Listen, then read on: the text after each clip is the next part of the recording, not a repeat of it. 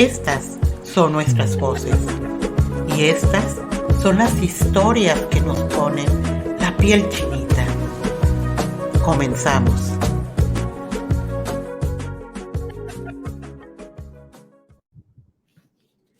Hola, ¿qué tal? Buenas tardes, días, noches, mañanas, frescas o calientitas. Bueno, nosotros estamos grabando aquí en la noche. Ahora estoy muy contenta porque tengo aquí este par de amigas mías que además han estado cercanas a prácticamente todos los proyectos que hacemos desde BMA. Y bueno, aquí las vimos, pues no crecer del todo, porque ya estaban grandecitas cuando las conocí, pero bueno, les saludo otra vez Vane y estoy acompañada ahora de Ali y Anaí, que nos acompañan desde el colectivo Las Chirigüillas. Me gustaría platicar un poquito de ustedes antes de que empiecen a hablar, antes de darle la palabra. Y justo es que ustedes se unieron a este proyecto del FOBAM por una idea o por un deseo de parte del proyecto del FOBAM fue replicar una campaña de CONAP, ¿no? Que tenía que ver con derechos sexuales y reproductivos, con autonomía del cuerpo, etcétera, ¿no? Y si algo yo he aprendido con ustedes es que me han abierto un poco más la cabeza como de mi burbuja, de mi mundo urbano, así como súper común. Y a través de ustedes he conocido como otro tipo de experiencias que yo nunca había, honestamente, como considerado. Y una de esas fue preparar este material para otras comunidades, ¿no? En otros idiomas, en idiomas que obviamente yo ni entiendo, ¿no? Que yo los traduje, dije, estas canijas.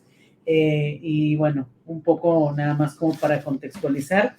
Y pues aquí están las chirigüillas. Muchas gracias, Vane, por esa intro tan preciosa. Espero que sea 100% real. Porque de la fingición a la realidad con Vanessa es una línea muy delgada. Víctima. Sí, como ya bien lo dice Vanessa, nosotras somos la colectiva Chirigüilla, somos una colectiva que habita aquí en el estado de Nuevo León y somos mujeres indígenas de diversos pueblos originarios como tal, que algunas nacimos aquí en el estado, otras migramos desde muy pequeñas, otras ya más grandes y actualmente muchas nos dedicamos a estudiar, a trabajar, a ser amas de casa. Y entonces tenemos aproximadamente 3 años de habernos puesto a trabajar como colectiva, pero ya más de 10 años trabajando desde las comunidades, desde las colonias y desde los barrios. Entonces, como bien lo dice Vane, mi nombre es Alberta Burgos, tengo muchos apodos en crisis existenciales, entonces probablemente me topen con otros apodos y pues mi compañera, amiga, hermana mía, mi amiga personal.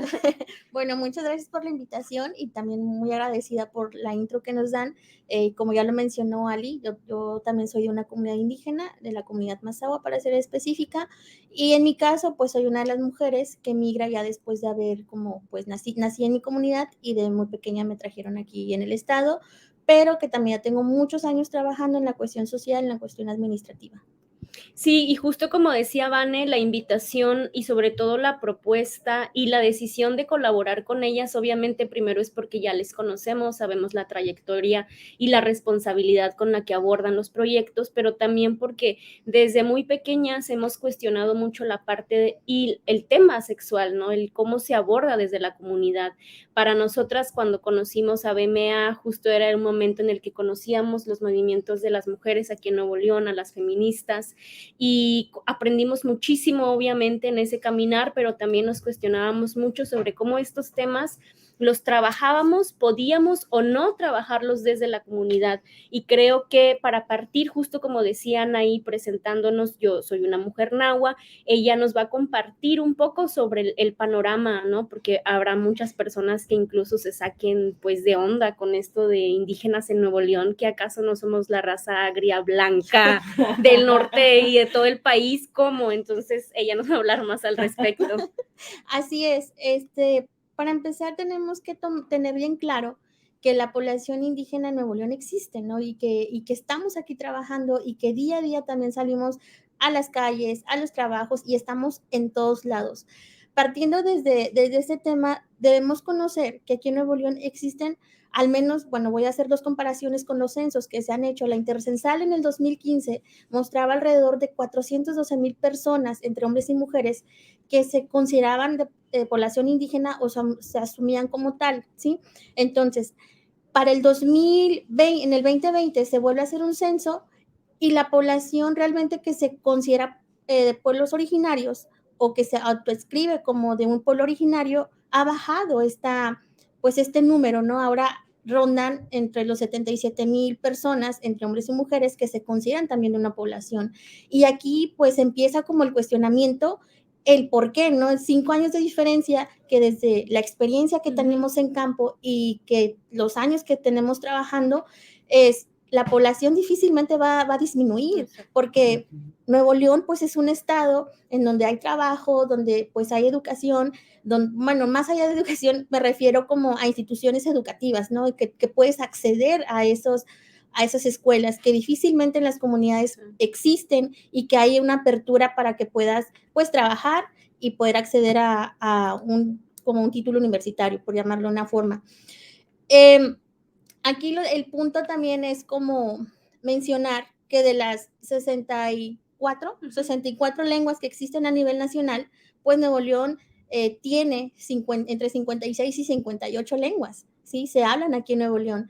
Y también es importante mencionar que en Nuevo León existen peritos traductores que están en una base de datos, son alrededor de 14, pero también hay una serie de cuestiones, ¿no? Con los peritos traductores que no se les reconoce como al final este derecho de que ellos son peritos, son traductores y como tal deben de tener un trabajo remunerado, que también esa es una de las cuestiones que siempre han estado como en tema, que sí se solicitan para hacer traducciones y lo que sea en el ámbito de la justicia, pero no se les reconoce como un trabajo remunerado.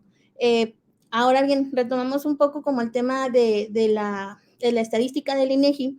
Aquí los cuestionamientos que se han realizado en diversas como pues reuniones, inclusive, ¿no? Con mujeres, amigas, es ¿por qué la población ahora refleja un número muy bajo? ¿Cuáles han sido los factores, ¿no? de esta disminución? Pensamos, puede ser la manera en que se pregunta o se hacen las preguntas dentro del cuestionario del INEGI, puede ser la metodología que utilizaron, o pudiera ser que la población ya no se quiere reconocer como de comunidades indígenas.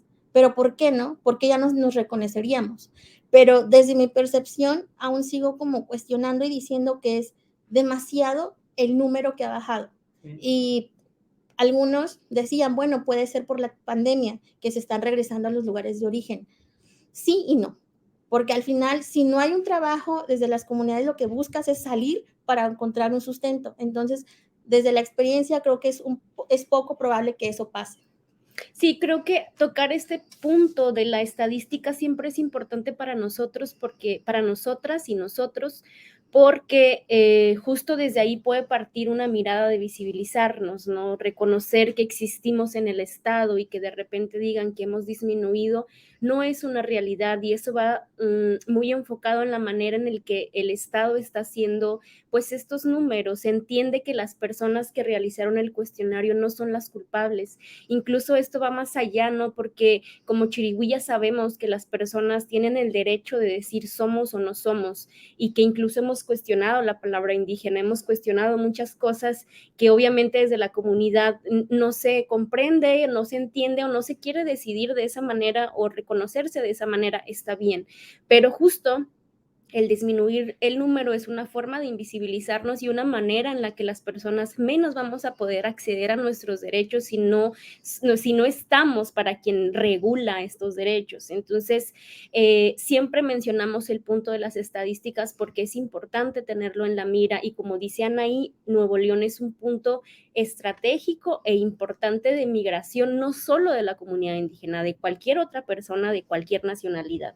Y bueno, justo también por eso nos interesaba mucho colaborar con BMA y con este proyecto, porque desde ahí considerábamos importante, puesto que las compañeras tienen mayor experiencia en el tema, poder visibilizar y hablar sobre el tema de la sexualidad. Y como punto número 2, nosotras hablábamos sobre el conocimiento, el reconocimiento y el acceso real a los derechos humanos, ¿no? Hablado desde la comunidad, y no una comunidad que nos ha tocado, ¿no? De repente que hablamos en las universidades o en espacios públicos y literalmente nos han dicho como pues ustedes vienen pues, de un rancho, ¿no? De una selva, ¿no? O sea, ¿cómo? O sea, no lo entiendo, ¿no?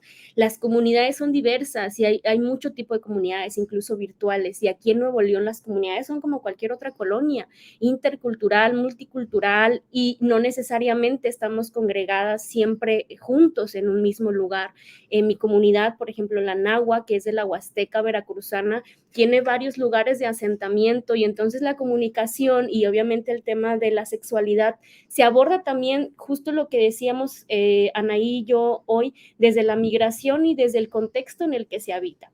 Entonces, para nosotras, hablar de derechos humanos, pero sobre todo hablar de derechos sexuales y reproductivos desde la comunidad implica muchas cosas, ¿no? Porque la gente se queda como, bueno, ¿qué es eso? O sea, ¿qué significa derecho? ¿Qué significa derecho sexual? ¿Qué significa sexual? ¿Qué significa todo lo que me estás diciendo? Y creo que, como lo decía Vane, es un reto importante no solo traducir las palabras, sino poder interpretarlas y mirarlas desde este lado, ¿no? Saber cómo nosotras, las mujeres, las chirigüillas en Nuevo León, nombramos a nuestra sexualidad, nombramos a nuestra vagina, cómo nombramos un embarazo, cómo nombramos un aborto, y no solo el cómo lo nombramos, sino cómo es aceptado culturalmente y desde la comunidad. Para nosotras siempre el punto de partida, y que es como justo desde la pregunta con el movimiento de la lucha de las mujeres, es que no podemos partir solo de lo individual, y muchas veces, de hecho, ni siquiera podemos partir de lo individual, sino de lo común, de lo comunal, de lo comunitario. Entonces, hablar sobre el tema de derechos sexuales y reproductivos desde la comunidad, como lo hicimos en otras épocas, fue un reto muy importante, porque además nosotras tenemos el reto, la responsabilidad de que si yo, Anaí, yo, Alberta, la cago, no solamente la cago por el proyecto, sino la cago como miembro de la comunidad, y me pueden pues expulsar así, valiendo queso, porque hiciste un proyecto. Entonces me gustaría también, eso desde mi comunidad nahua, pero me gustaría escuchar obviamente a mi compañera, que además viene de otra comunidad.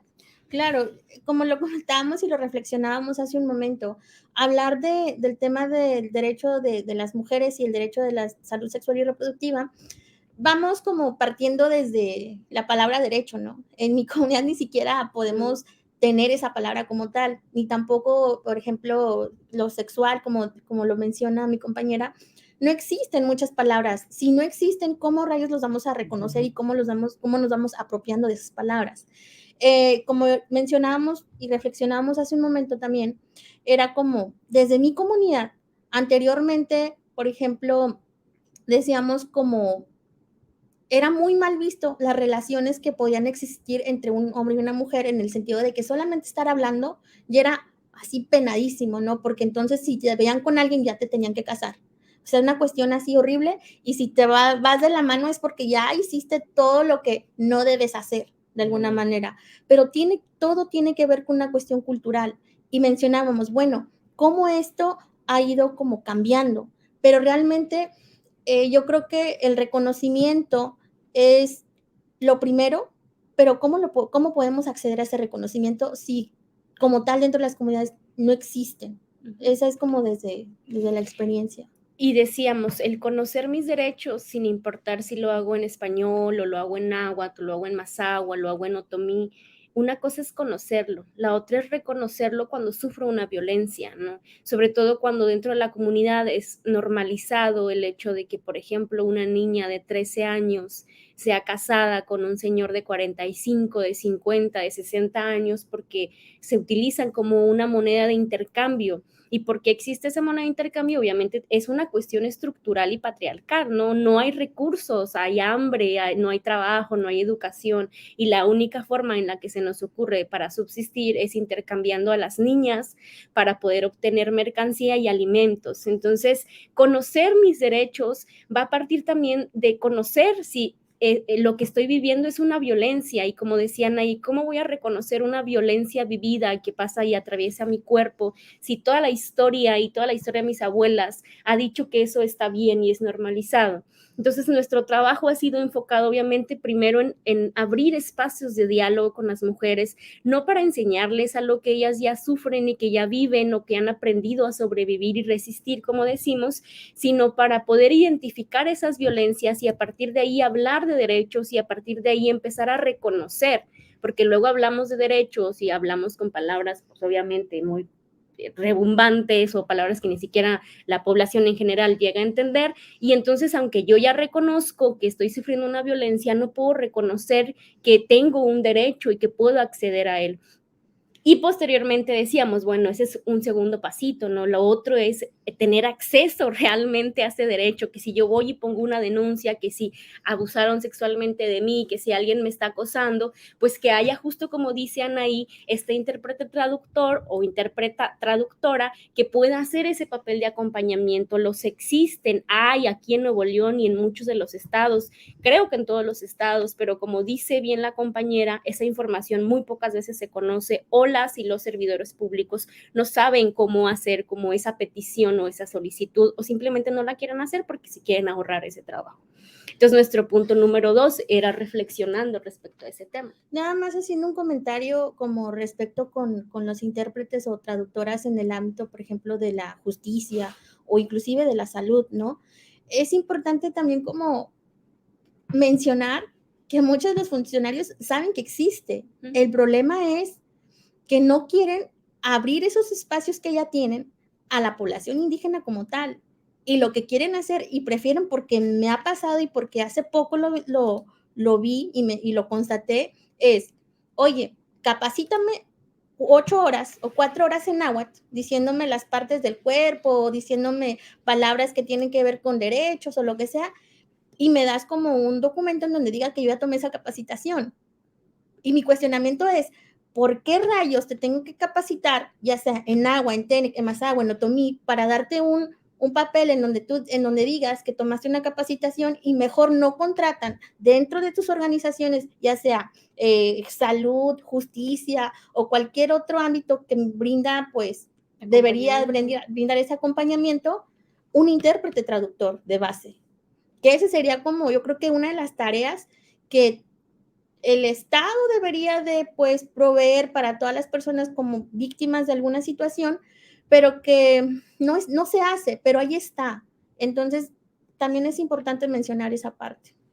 Fíjate, yo ahorita que las escuchaba, algo que pensaba en los otros podcasts, hemos hablado mucho como de destejer la parte cultural, ¿no? Porque ahorita lo que mencionabas de, bueno, si alguien está platicando con, o sea, un hombre con una mujer o se toman de la mano, decía una chica en uno de los talleres, no, es que en Arabia, que así le hacen y no sé qué tanto, y las leyes, y son súper castrantes las leyes con lo que está sucediendo, pero yo decía, pues es que en Arabia está legal, pero en México es cultural, o sea, no hay como una legalización de decir, un hombre no va a poder salir con una mujer si no son pareja, o una mujer no va a poder salir con un hombre si no es su hijo, pero yo decía, vean, o sea, yo les decía, hagan un ejercicio y piensen en sus mamás, ¿no?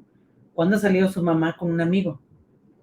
O sea, yo pensaba en la mía y dije, jamás, nunca ha salido con un hombre que no sea mi papá, mi hermano, su yerno, no sé, como su nieto, no sé, como esos hombres de familia. Pero, o sea, que mi mamá me dijera, me voy a tomar un café con el vecino de la cuadra atrás o con mi compañero de trabajo. O sea, es un tema cultural como súper penetrado, ¿no? Ya como muy normalizado. Y otra cosa sobre el tema de que lo que mencionabas al principio de esta reducción, ¿no? De población, que yo creo que tiene que ver más con una autonegación, ¿no? Como decir, para que no me discriminen, prefiero no reconocerme, que creo que también tiene que ver que vivimos en un estado que es altamente discriminatorio. Exacto, claro. ¿no? O sea, Nuevo León, a diferencia de otros estados, no sé si es la cercanía con Texas, no sé si de verdad McAllen es lo mejor que para mucha gente le podría pasar, pero yo sí noto que si hay un tema, sí que no, pero que si hay un tema de Nuevo León es mejor por ser Nuevo León. Claro. O sea, sí hay un tema como de superioridad regia y que además es una superioridad como con un una visión del deber ser eurocentrista, ¿no? O sea, como, no solo, o sea, somos regios porque parecemos europeos, ¿no? O sea, como que esa concepción me parece ridícula, ¿no?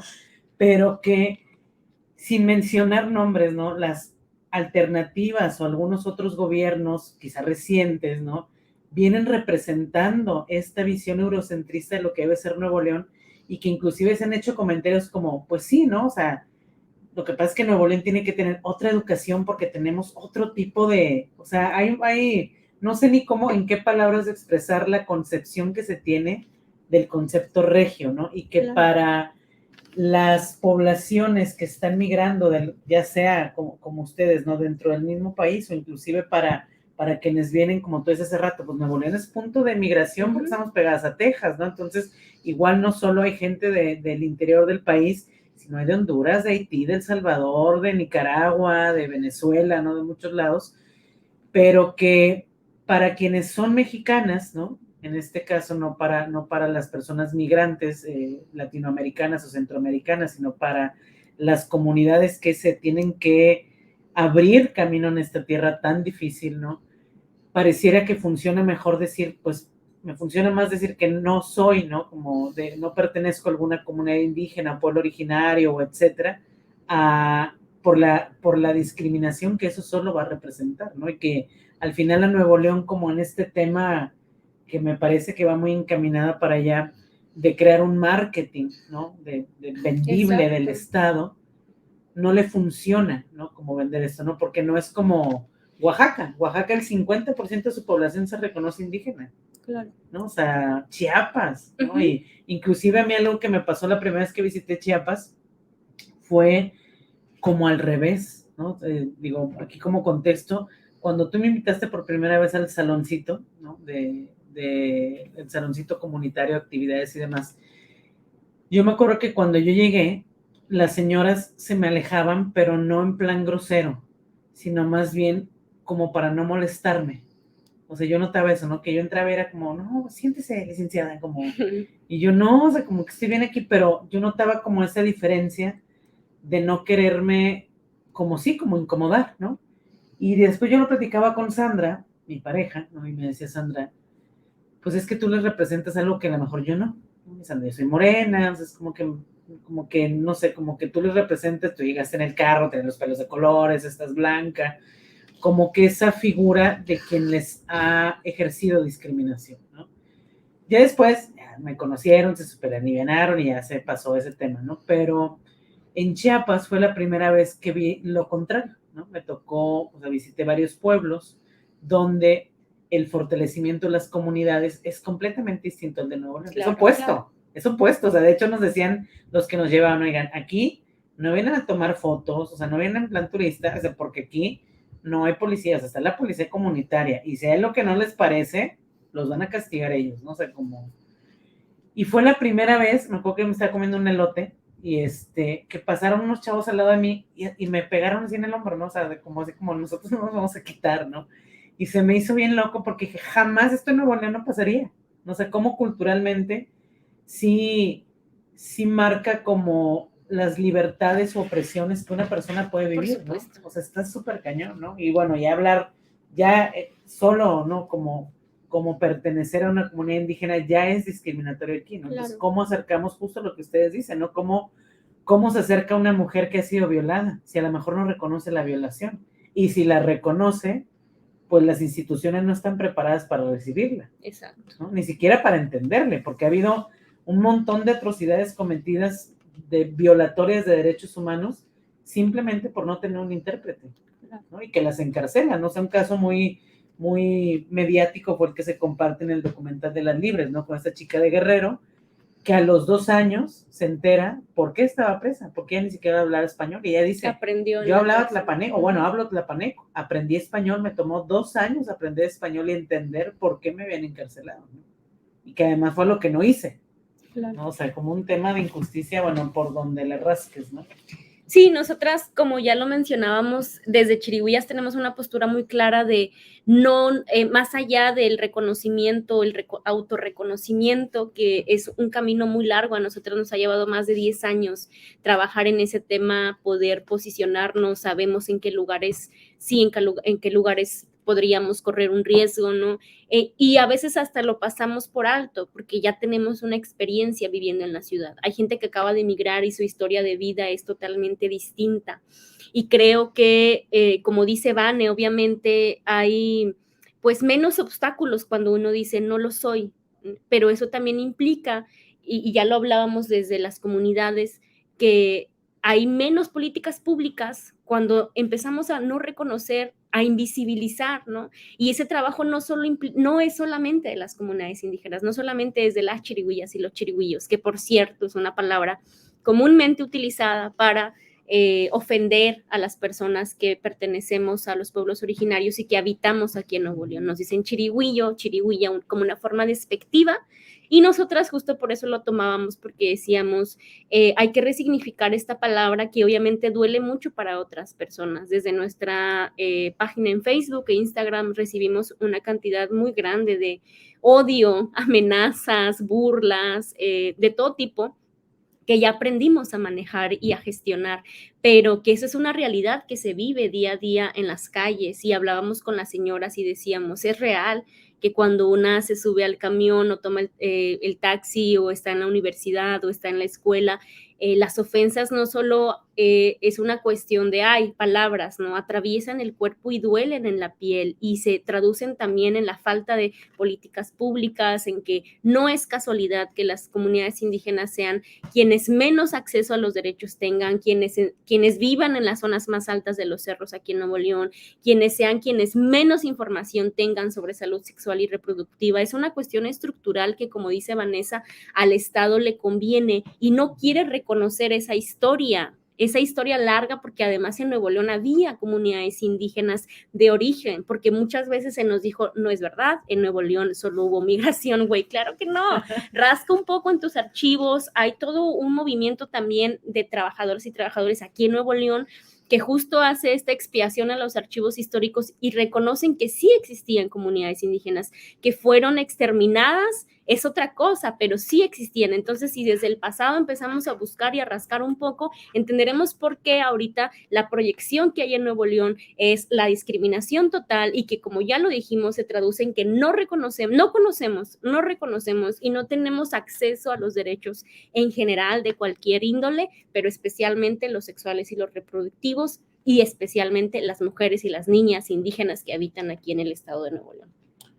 Claro, y en este sentido, como en el acceder al derecho, ¿no? de la salud sexual y reproductiva, o en general en todos los derechos que tienen que ver con las comunidades y mujeres, tendríamos también como que cuestionar cuáles son como los mecanismos y herramientas que el Estado está dispuesto como a hacer para hacer efectivo estos derechos, estos accesos a los derechos sexuales y reproductivos, ¿no? Que no solamente es un trabajo que se tienen que encargar, por ejemplo, de las organizaciones civiles, que son por lo regular los que más trabajan el tema y que quienes más hacen estrategias para que esta información pueda llegar a las comunidades.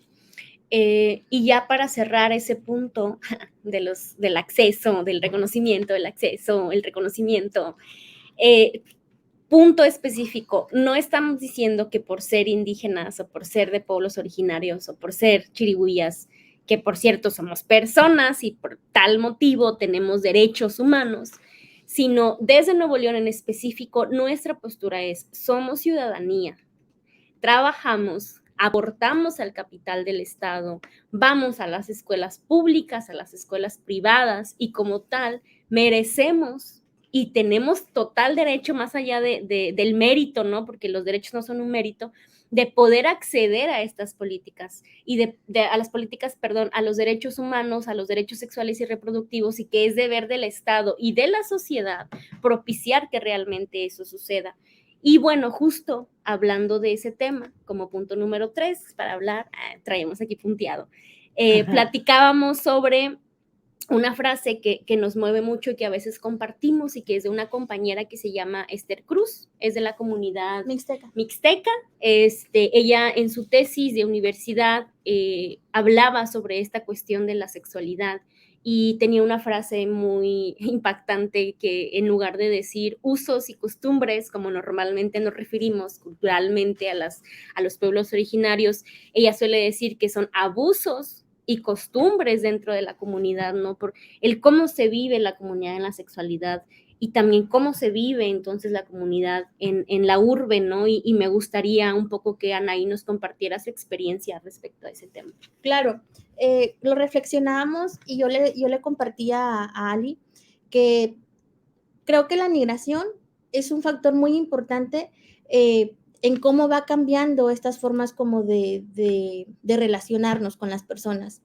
En mi comunidad, por ejemplo, como ya les mencioné hace rato, era muy, muy mal visto que nos relacionáramos los chicos y las chicas con solamente el hecho de platicar, de si nos veían juntos, ya era como, eres la peor, eres la vergüenza de la familia, etcétera, etcétera. Pero con el paso del tiempo, también me he dado cuenta que yo creo o considero que a partir de que se empiezan a migrar, estas dinámicas han ido cambiando, que a lo mejor para los jóvenes ya es un poco más natural el acercarse, el poder tener como una relación de noviazgo, pero para los jóvenes, porque para los adultos sigue siendo un como, Dios santo, así lo mencionan, Dios santo, ¿qué hice mal, no? Para que mi hijo o hija salga de esta manera. Entonces, creo que estos, y también me gustaría como compartirles algo que también supe, que porque era de una amiga. Ella era de una comunidad, ella me mencionaba porque se iba a casar y se escapó con el novio. Entonces, la mamá estaba más preocupada por el que no hubiera tenido una relación ya sexual con su novio, no con el que se había escapado. ¿Por qué?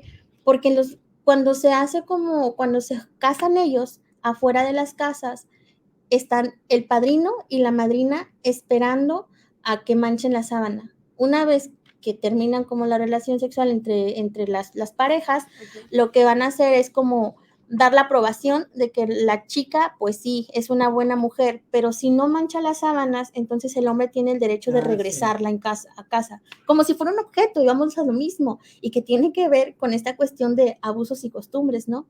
Había escuchado eso, pero de una comunidad es en Oaxaca, ahorita no me acuerdo el nombre del pueblo, pero Juchitán, creo que es. Y me comentaba una amiga de ella justo eso, y a mí me sorprendió un chorro porque decía, allá dice, hay como por tradición que te robes a la novia, ¿no? Entonces el novio se roba a la novia, pero es más bien para comprobar la virginidad. Entonces decía que la tenía que penetrar con el dedo y luego dice que no sé si la mamá o la suegra le daban un platito donde venía una toallita blanca y así muy adornado, lleno de flores, y tenían que embarrar ahí algo de sangre, ¿no? Como para comprobar que sí era virgen, ¿no? Y que inclusive las mujeres, pues de repente decían, híjole, si no sangro, y que era un terror de no sangrar, que se arrancaban así, padrastros, hacerles en la uña y embarraban un poco para comprobar, ¿no? Y que que al final sí te podías casar, pero que cuando no se había podido comprobar la virginidad, que inclusive en la decoración de la boda, había creo que ollas de barro, pero estaban rotas, ¿no? Si no eras virgen y estaban nuevas cuando eras virgen. Entonces decía, y como en el tema de los hombres no hay como esa, vaya, es simplemente me parece como mucho más opresor de lo que las mujeres en general ya vivimos, ¿no? O sea, me parece como que ya era como si ya estamos hasta aquí, es como rebasar todavía los límites de lo imaginable. A mí me sorprendió ahorita que lo cuentes, yo también digo, qué locura que tienes que literal comprobar con sangre, ¿no? Es muy impresionante porque es como voy a lo mismo, ¿no? De que de alguna manera tu familia, quedas como expuesta ante tu familia, pero todavía te exponen a la sociedad como en general, a la comunidad más bien, y que la comunidad es como, son de estas cosas que no perdonan, ¿no? Y que al final eres expulsada de cierta forma, que ya no tienes una participación dentro de ella, que ya no tienes un valor, etcétera. Sí, justo por eso decíamos que pertenecer a una comunidad de pueblos originarios tiene muchas implicaciones y muchas cargas culturales de opresión, como decía Vane, de violencia, porque justo como para todas las personas su comunidad de origen es importante y que incluso se ha visto en diversas investigaciones, que a pesar de que hay migración, siempre hay un retorno a la comunidad, ¿no? Y siempre hay una participación comunitaria dentro de las necesidades del pueblo, si hay que construir una iglesia, si hay que cambiar los caminos, si hay que construir caminos, si algo pasó, la comunidad viva dentro o no, tiene que accionar, porque si no acciona, entonces te quitan justo este reconocimiento como miembro de la comunidad. Y justo desde ahí para las mujeres es muy importante porque es nuestro seno, ¿no? Es nuestro punto de partida. Y ser expuestas a nivel comunitario incluso es mucho peor que ser expuesto a nivel familiar, ¿no? Porque todo lo que compone la familia lo compone la comunidad. Y en este sentido, hablar de temas sexuales y reproductivos y abordarlo desde los abusos y costumbres que se viven en comunidad son muy diversos. Se sabe que en las comunidades, por decir, en mi comunidad hay una curandera, hay una bruja y entonces la bruja es la que te va a decir cómo abortar y te va a dar las hierbas, pero obviamente vas a pasar por un proceso de, pues, de regaño, de castigo, de reproche por tener que vivir esa situación. No siempre se vive el aborto, que es el punto que sigue, de una manera como se vive en la ciudad, ni tampoco la sexualidad. Como bien decían ahí, la migración es una influencia importante al cambio, tanto de manera asertiva como no. Las juventudes indígenas que habitan aquí en Nuevo León son también una población que cada vez tienen embarazos a más temprana edad. A nosotros nos ha tocado acompañar abortos de niñas de 12, 13 años que son abusos sexuales además. Y no, insistimos, no es una casualidad que sucedan, pero desde la comunidad estuvo muy normalizado y creo que es algo que va rompiéndose poco a poco el hecho de que una niña de 13, de 14 años esté embarazada. Mi mamá su primer hijo lo tuvo justo a los 13 años. Y bien pequeña, y su última hija que fui yo, o sea, realmente sería como la edad promedio en la que se supondría que tendría, ¿no? Que es a los 23, 24, 25 años. Entonces, los embarazos precoces a temprana edad, los abusos sexuales en las comunidades, en los pueblos originarios, son a muy temprana edad, pero también en la ciudad, y eso no tiene que ver tanto con el contexto sociográfico, geográfico en el que habitamos, sino la cultura y la comunidad y los abusos y costumbres que seguimos cargando de nuestras comunidades de origen. Como decían ahí, las mujeres no pueden andar solas, las mujeres no pueden ir a bailes solas, las mujeres no pueden tener amigos, solamente amigas, y si en algún momento te cachan con otro hombre, aunque sea solo de saludar, aunque sea solo de pasada en alguna calle, ya es tema de conversación para señalarte. A mí, mi mamá muchas veces me contó de historias que iban las mujeres a traer agua al río y que algún hombre que gustaba de ellas las empujó, se cayeron y fue así como las obligaron a casarse con esa persona, solo porque las empujó, porque a él le gustaba a ella y no tenía otra manera de acercamiento, y lo único que se le ocurre es te violento y te tiro en el pinche río para que después te obliguen a casarte conmigo. O sea, es como esa lógica que se sigue replicando de muchas maneras y que además las mujeres siempre hemos sido utilizadas como monedas de cambio, porque a pesar de que ahorita en mi comunidad ya no sea como una cuestión tan obligatoria de que el Consejo de Ancianos diga que a fuerzas tienes que pagar con una moneda, si alguien se casa, te dan una cantidad pues descomunal de alimentos, de semillas, de maíz, de terreno, de animales, y la familia del novio, entre más cosas ofrezca, pues más hombre es, ¿no? Y la familia de la novia, entre más cosas reciba, más virgen, más pura, más mujer, y entre más joven, más niña, y es mucho mejor visto, ¿no?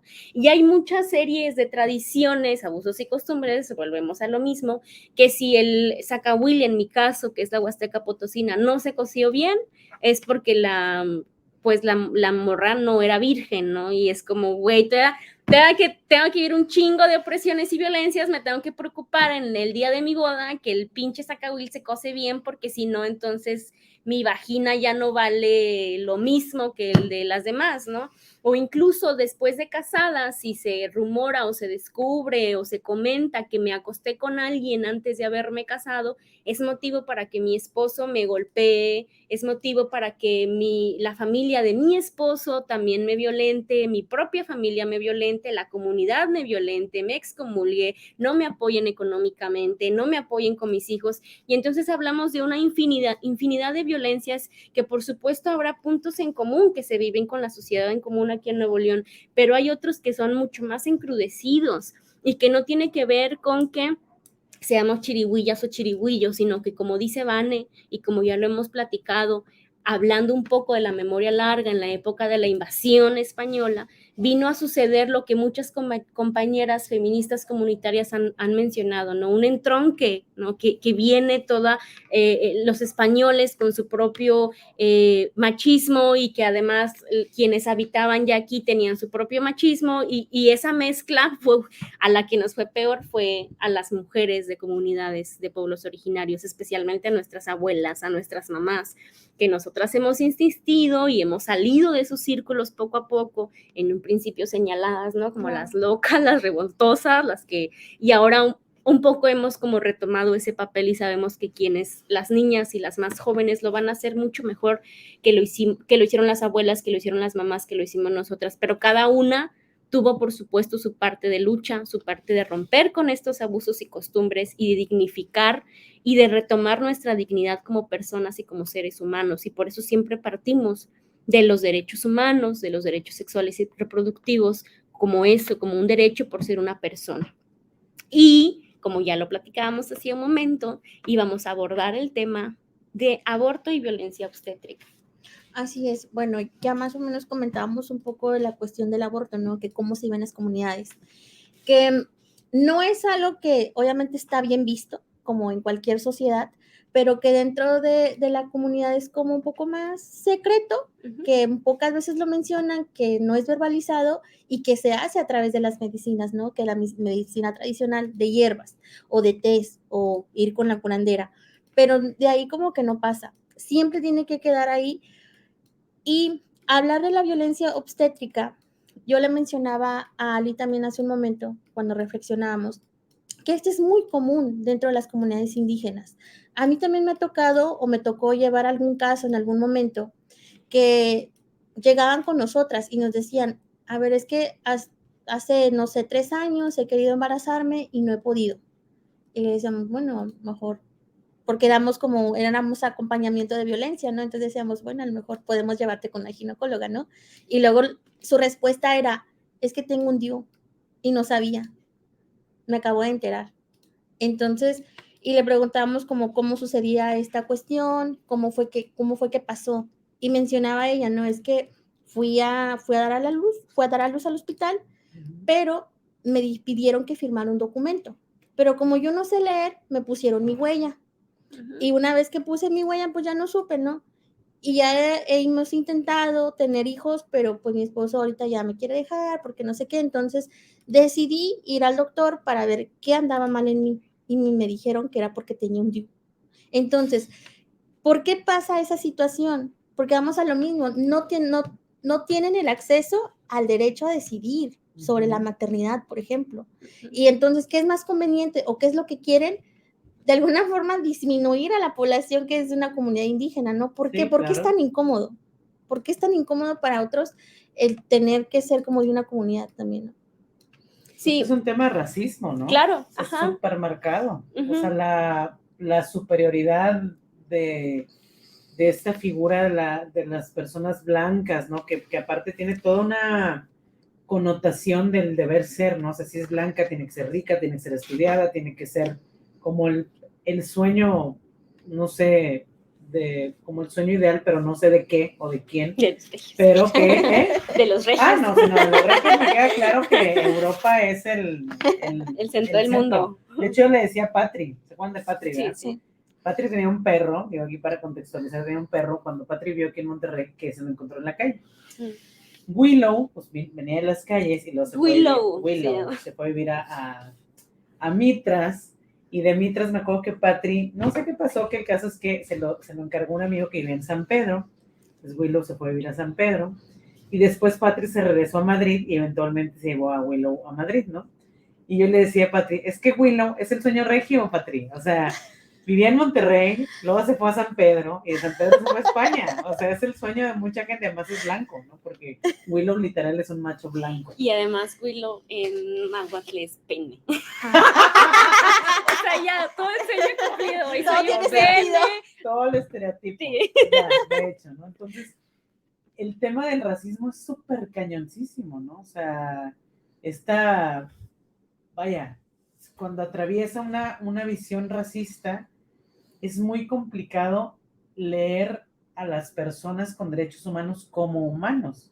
O sea, a mí me pasó en la cárcel. Digo, vuelvo claro que yo no estaba en la cárcel, sino cuando estaba trabajando. Lo dudamos muchas, pero es real. Cuando estaba trabajando, el tema de la primera vez que yo entro con internos al penal, pienso como, o sea, como que no me podía quitar de la cabeza la etiqueta de violadores, asesinos, violentadores, feminicidas, ¿no? Y me costó mucho como, ahí fue donde más me hizo clic el tema de derechos humanos, son derechos humanos, o sea, es para todas las personas, ¿no? Para quien yo considere Exacto. que hay un rango de valor, ¿no? De las personas, sea como sea, ¿no? Pero el tema del racismo me parece que es algo igual que la ignorancia, ¿no? O el prejuicio que yo tenía en ese sentido, ¿no? Que atraviesa una visión de verdad donde no se puede comprender. Yo he puesto muchas veces ejemplo en el tema del puro lenguaje, ¿no? Cuando dices, pásame el color piel, ¿qué color pasas? ¿No? Y que se tiene súper asumido, o sea, nadie dice, pásame el color cremita, o el salmón, o el rosado, o el color melón, o el rosa palo, no sé, muchas otras formas de llamarlo, ¿no? Es el color piel. Y nunca nadie se cuestiona cómo pasar un café, ¿no? Y dices, güey, estamos en México, ¿no? O sea, pero bueno, esa era lo que les quería decir, ¿no? Como el tema de la cuestión racista creo que es algo que atraviesa mucho, que es muy complicado de quitar, ¿no? Y más ahora con el tema de las redes sociales, TikTok o Instagram, ¿no? Que es, yo veo los videos de los filtros y digo, no manches, o sea, están de miedo, ¿no? De verdad de miedo y cómo estas nuevas generaciones, y quizá también le puede impactar el tema de la reducción de Sí, cómo claro. te reconoces, ¿no? Porque yo he visto unas cosas que cambian de filtro y digo, ¿en qué momento? Dije, qué bueno que a mí no me tocó esto en la adolescencia, me hubiera destruido. Sí, Si ahorita, imagínate. ¿no? O sea, tengo un chorro de temas con inseguridad. Imagínate en la adolescencia, eso me destruye, ¿no? Esos niveles tan... Y que además se supone que en algún momento vamos a vivir como en esta realidad ya totalmente virtual, pues ya va a ser un punto en el que no sé si realmente eres quien dices ser. Sí, no, neta, sí. O si tus ojos son como dices que eres. Pero bueno, es un trabajo difícil y también es una decisión querer hacer ese jale, ¿no?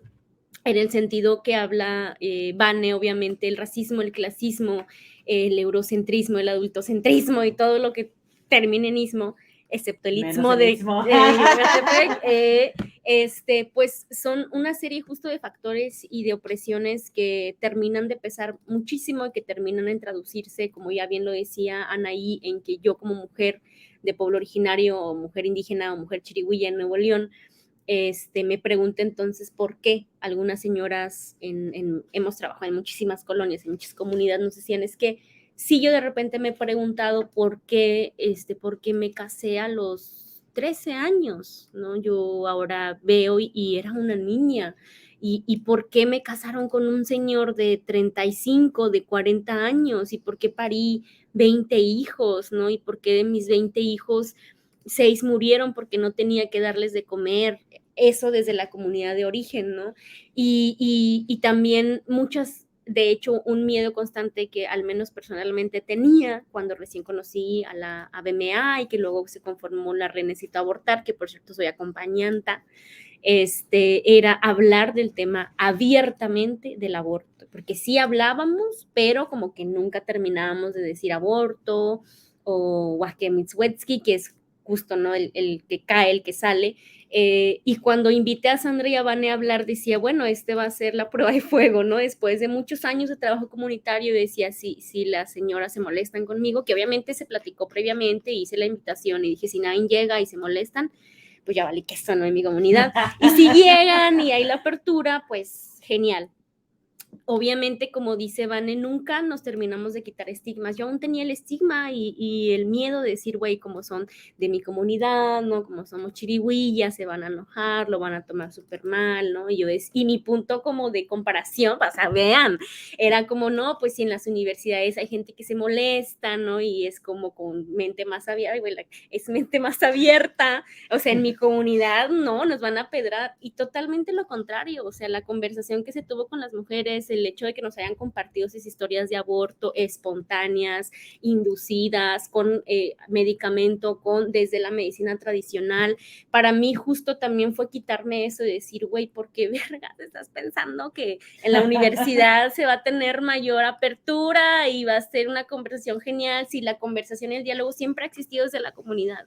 Entonces, como dice Vane, nos hemos ido quitando, Anaí y yo, y como chirigüillas, muchos estigmas, muchos estereotipos también que nos han colocado, ¿no? De decir, ustedes, mujeres indígenas, tienen siempre que vestir con su traje tradicional, ¿no? Como nos decían, con su cultura, ¿no? Vístete de tu cultura, de la... Y yo, güey, ¿cómo? ¿Encuerada? Entonces, o muchos otros temas que nos dicen por ahí, no, o sea, como chirigüillas, como hablan, como su posicionamiento es violento, es separatista, y de que solamente hice una publicación en Facebook, o sea, perdón si lo viste en un mal momento, pero realmente, ¿por qué insistimos en que las mujeres tienen que ser de cierta manera, y especialmente las mujeres indígenas, ya sea que trabajan como defensoras de derechos humanos o cualquier mujer chirigüilla que habita en una colonia, tiene que ser, actuar, hacer de cierta forma para que la podamos aceptar? Y desde ahí nuevamente retomamos el tema del racismo, de la discriminación, y que, como decíamos, el aborto sí se puede vivir como con esta cuestión folclórica un poco, ¿no? Que dice no, y que el conocimiento de las ancestras, es que las compañeras chirigüillas ya traen todo el conocimiento de cómo hacerlo con hierbas y la luna, y sí, o sea, sí hay conocimiento. ¿Pero qué implica? Sí, güey, a ver, ve tú a acostarte a la comunidad de origen, pinches 35 horas queriendo abortar, y dile, no te voy a dar la caja de misoprostol, porque como eres chirigüilla, ve ahí, vive tu proceso con la luna, o sea, no mames. Entonces, muchas veces realmente nos han abordado desde ahí, como de, es que ¿por qué ustedes quieren dar medicina, no? Porque quieren que la casa de Anaí sea la casa abortera, si ustedes y su cosmovisión, y es nuevamente encasillar, nuevamente folclorizar a las comunidades y a las mujeres. Así es. Y nuevamente, pues limitar al derecho al acceso, al acceso al medicamento en este caso, ¿no? Y entonces, bueno, respecto al otro tema de la violencia obstétrica, obviamente, como lo dice Anaí, pues es un tema, y como ya lo decía Vane, de selección, es como estamos siendo seleccionadas, ¿no? De quién nace, quién no nace, y obviamente es un tema de debate desde la comunidad, desde las mujeres que lo están viviendo, desde quienes están viviendo las violencias y desde quienes quieren sumarse para cambiar esa realidad. Obviamente todo este tema de los derechos sexuales y reproductivos es complicado abordarlo desde la comunidad, y creo que una apuesta importante que justo hace BMA y que hacen otras organizaciones y chirigüillas es que lo aborden quienes lo están viviendo, que lo aborden las mujeres indígenas, que lo aborden las chirigüillas, porque de lo contrario estaríamos replicando nuevamente todo el discurso. Y con eso a mí me gustaría ir cerrando un poco pues la conversación que abrimos, y dejando esa invitación que dejamos en comunidad de cuestionarnos, ¿no? Cuando ya nos han quitado muchas respuestas o muchas dudas, lo que sigue siendo apostar al cuestionamiento, a preguntarnos por qué mi abuela, por qué mi mamá pasó por eso, por qué yo sigo pasando por eso, por qué mis hijos tienen que pasar por esto, por qué, el preguntarnos siempre por qué, y nuevamente acercarse a nuestra red de confianza, en este caso chirigüillas, está abierto al diálogo desde las comunidades, desde las colonias aquí en Nuevo León, porque aquí existimos, como siempre decimos. Y resistimos. Y bueno, no sé si te quieres... Bueno, yo creo que también algo muy importante que debemos señalar, creo que la educación debe empezar siempre desde los espacios como que creemos seguros, ¿no? Por ejemplo, en casa difícilmente se tocan estos temas que decimos como incómodos, pero creo que la educación sexual debería de empezar desde ahí. En mi caso tengo una sobrina que tiene 9 años. Les juro que he tratado como de hablar este tema de la menstruación, porque creo que ya es un tema muy cercano, porque tiene 9 años, y a mí, yo empecé a menstruar como a los 12, pero estoy como en una situación como de estira y afloja con su mami, porque como que sí quiere, como que no quiere, y existe como este miedo, ¿no? Pero justamente hace rato estábamos platicando ella y yo le decía, es que yo creo que es un tema que se debe tocar desde aquí, porque afuera alguien más le va a dar una información mala, y yo no quisiera que su experiencia de la menstruación fuera una experiencia mala. Quiero que sea algo que ya sabe, que sepa que es una cuestión pues de alguna forma natural y cómo se debe llevar a cabo.